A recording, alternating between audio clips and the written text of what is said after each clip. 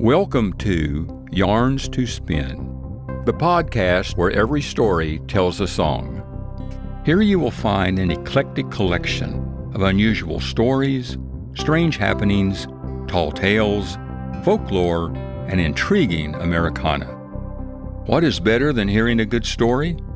Listening to the song that goes along with it. Yarns to Spin presents The Cobra Scare of '53.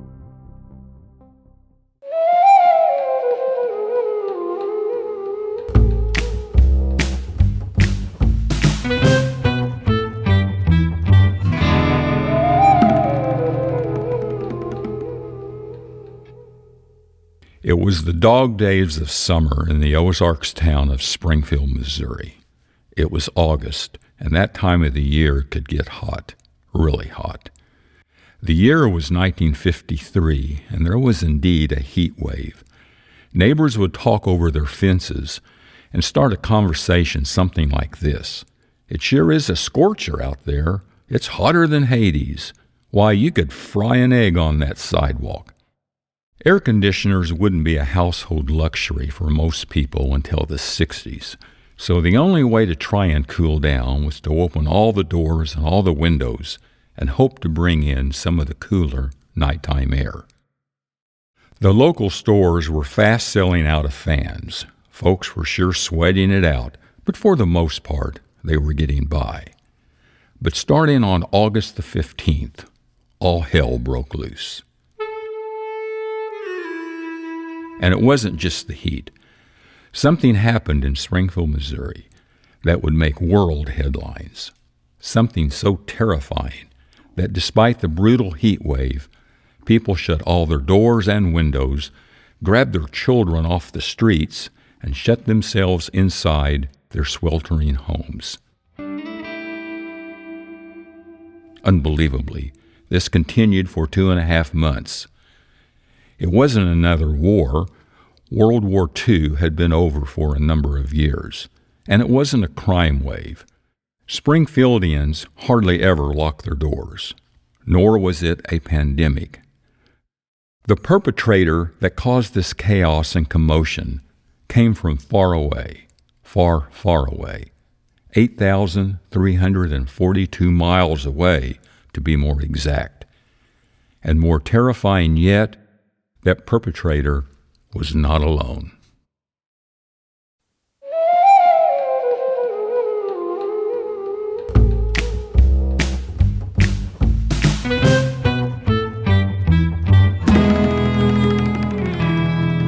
Well, I'll tell you a story, strange but true, but I'd shut the door first if I was you. It was a hot August day a long time ago in an Ozark town called Springfield Road. Roland Parrish was weeding with his garden hoe when he saw an odd snake slither out of a hole. He took a whack and chopped off his head. "That's one mean-looking snake," he later said. Well, they found 3 more in the coming days. They caught one crossing the neighbor's driveway. An expert was called and it filled them with dread. "That's an Indian cobra and it could kill you dead." Kill you dead. Oh, mercy me. It was the Cobra Scare of '53.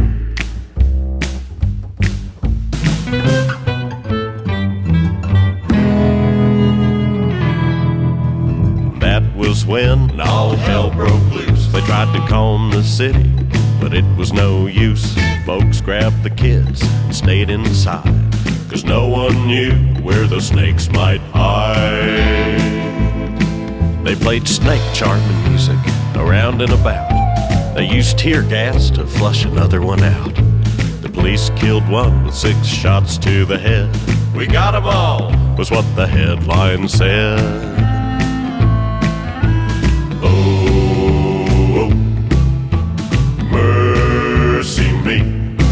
It was the Cobra Scare of '53.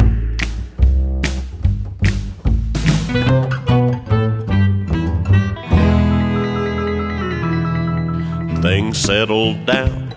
Later that fall, 11 snakes were killed, all in all. But to this day, the folks still say, wonder how many more got away.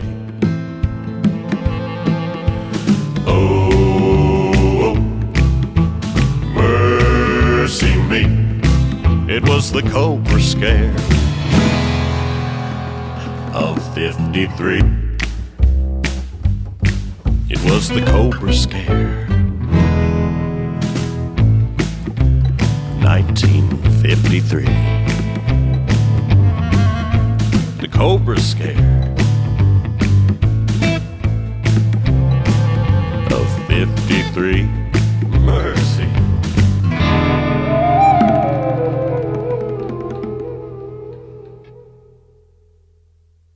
If you are one of the many people terrified of snakes, then hearing the song, The Cobra Scare of 53, probably didn't do much to lessen your fears. On the other hand, though, the chances of an incident like this happening again would be exceedingly rare. As the song states, the story is strange, but it's true. The Cobra Scare was well documented in the Springfield, Missouri newspaper, and the details described are factual. There have been, though, differing reports on the actual number of snakes discovered. At least 11 were found, but many people believe that there could have been more. There was indeed a snake-hunting militia. Guns, tear gas, and even a truck with speakers playing snake-charming music were used in the search. The snakes, according to an expert, were indeed deadly Indian cobras. They were, in fact, a long way from home. As the old saying goes, all is well that ends well. Folks were terrified, but no one was harmed. The excitement died down later in the fall, and the city of Springfield returned to normal. People went about their daily lives again, but one question still lingered.